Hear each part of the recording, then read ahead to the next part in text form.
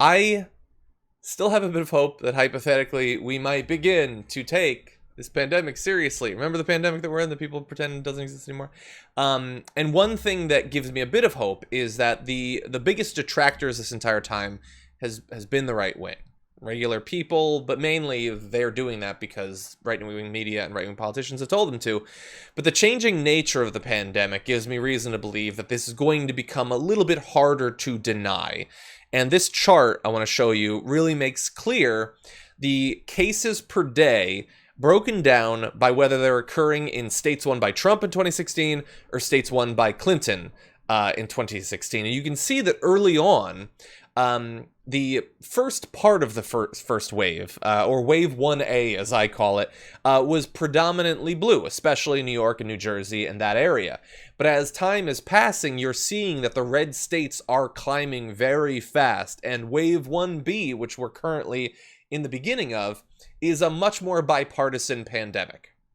Now, that does not mean that they're definitely going to take it seriously this time, but more of the deaths that hypothetically are coming will be occurring in red states. And so maybe they'll take it seriously. Maybe we can come together to fight this thing, especially as we get closer to the general election. Brett, what do you think? I think it's great that the Republicans are finally getting off their ass and catching up to the rest of us. I thought that we could keep them down, but it turns out we can't keep them down. They, against all odds, will have places with fewer people, yet way, way, way, way more infections. Mm-hmm. So good for them. Yeah.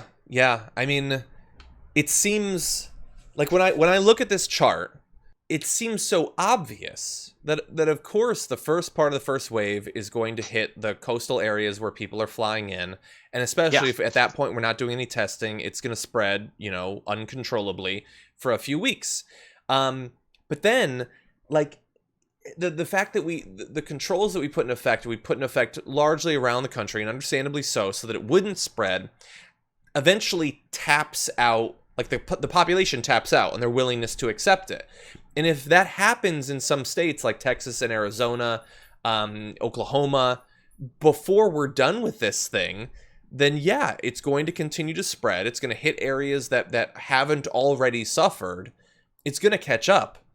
And some of these states, I don't understand why, especially if it's hitting in Florida and Texas and Arizona. These are all states that, even if not for moral or public health reasons, for purely political reasons, why wouldn't you take this more seriously in an election year, that you're going to let it rampage through Florida and Texas, which is looking really tight?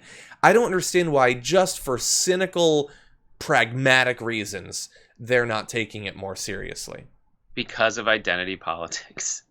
Yeah. That's it. They need an identity that is distinct. I mean, this isn't exact identity politics, but it's related to the shift toward identity politics. But they need something that sets them apart.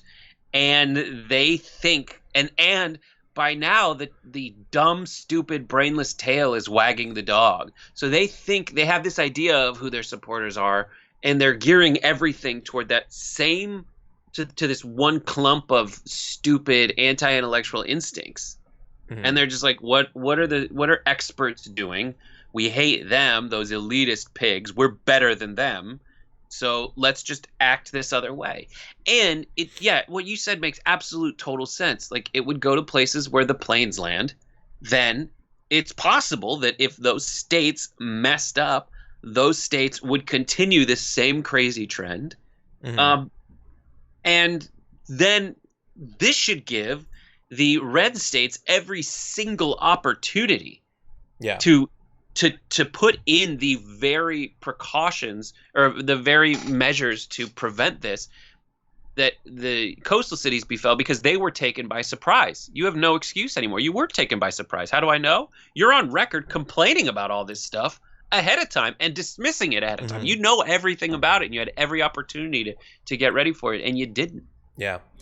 For me, I think one really important thing to see is, as states like Arizona and Texas, and to a lesser extent Florida, start to put into effect limited controls, which we've seen over the past week, how is that going to be taken by the conservatives in the state, who are already complaining in Texas, and what will Trump do? Because originally, I think it might have been Georgia. You remember there was like, he wanted to open up, and Trump apparently like reassured him on the phone that he supported him, but then he attacked him publicly, but then he reversed his attack. They couldn't seem to figure out, how are we supposed to treat Republican governors that disagree with Trump on this?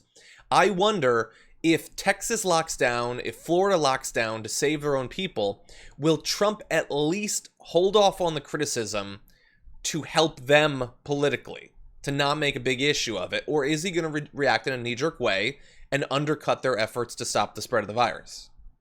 I don't know, but I don't know. And I hope that, because his only instincts are to divide and conquer, right? So he will continue to divide people. That's not a question. And the question is only, how much will he divide his own damn base, his own damn people? Like, is he going to burn it down just so he can rule the ashes? Yeah, maybe.